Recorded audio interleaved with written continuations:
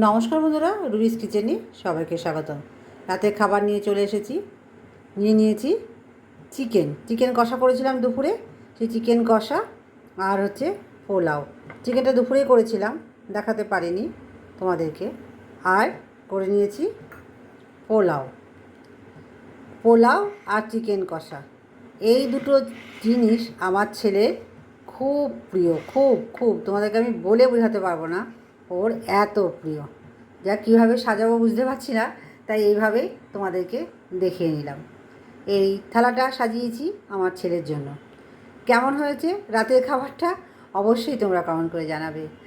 আর আরেকদিন তোমাদের কাছে আমি মিষ্টি পোলাও কীভাবে করে সেটা শেয়ার করব অবশ্যই। চলো, সবাই ভালো থেকো, সুস্থ থেকো। কালকে আবার তোমাদের সাথে দেখাও হবে, কথা হবে। চলো, টাটা, গুড নাইট।